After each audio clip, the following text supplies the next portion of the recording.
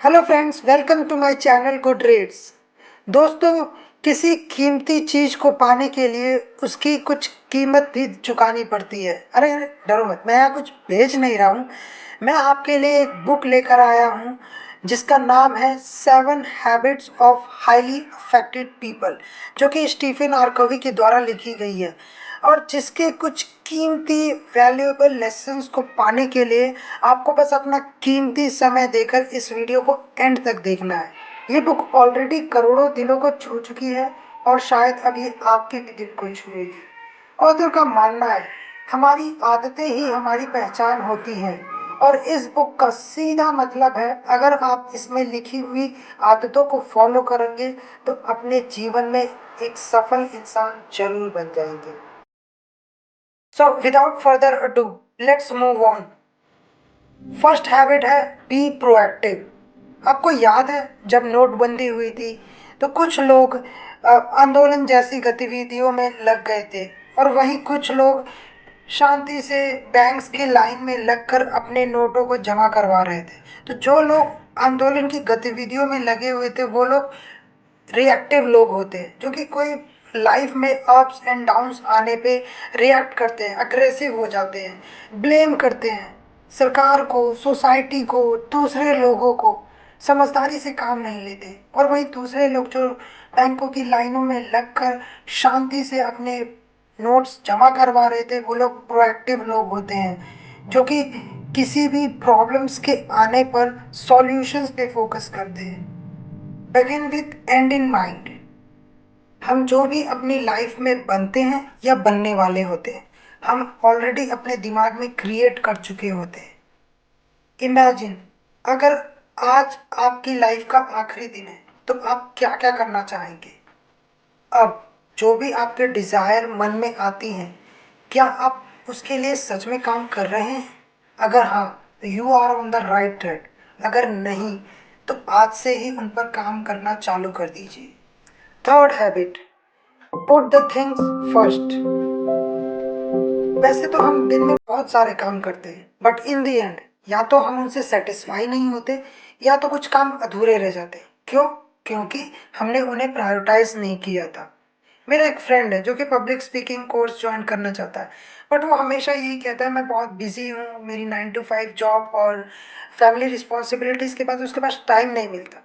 एक दिन मैं और वो किसी काम से जा रहे थे, रास्ते में हमारा एक बहुत ही एरिया का फेमस रेस्टोरेंट है जहाँ पे हम रुके, खाया पिया और बाहर आने तक हमने 45 मिनट उसमें स्पेंड कर दिए। मैंने उससे कहा कि हमने 45 मिनट इसमें स्पेंड कर दिए जो कि शेड्यूल नहीं था और जो कि ज़रूरी भी नहीं था, और फिर तो कहता है कि तेरे पास टाइम नहीं है। तो उसने बोला छोड़ दे यार।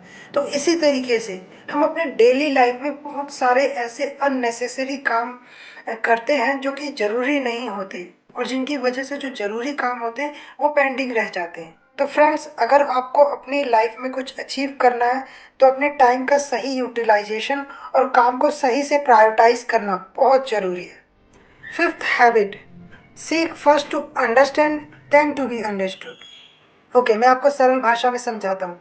दोस्तों, हम किसी को कई प्रकार से सुनते हैं। कई बार हम किसी को सुनकर अनसुना कर देते हैं which is called ignoring listening, और कई बार तो हम सुनने का नाटक करते हैं which is called pretending listening, और कई बार हम किसी को सुनते पूरा है लेकिन उसमें से कुछ ही बातों को हम अप्लाई करते हैं अपनी, which is called selective listening. दोस्तों, कई बार हम बोलने वाले की बॉडी लैंग्वेज और वो किस वर्ड को कितना एम्फिसाइज कर रहे हैं इस बात पर गौर करते हैं, और ऐसा हम जब करते हैं जब हम किसी मोटिवेशनल स्पीकर या स्टोरी टेलर को सुनते हैं, और इस आर्ट को बेसिकली अटेंटिव लिसनिंग कहा जाता है। और लास्ट है एम्फेटिक लिसनिंग। इसमें हम अपने आप को बोलने वाले की सिचुएशन में रख कर महसूस करते हैं वो जो भी बोल रहा होता है, और ऐसा करके हम एक एक अच्छा रिलेशनशिप एस्टेब्लिश करते हैं। सिक्स्थ हैबिट है सिनर्जाइज। अगर आसान भाषा में कहूँ तो एकता में बल।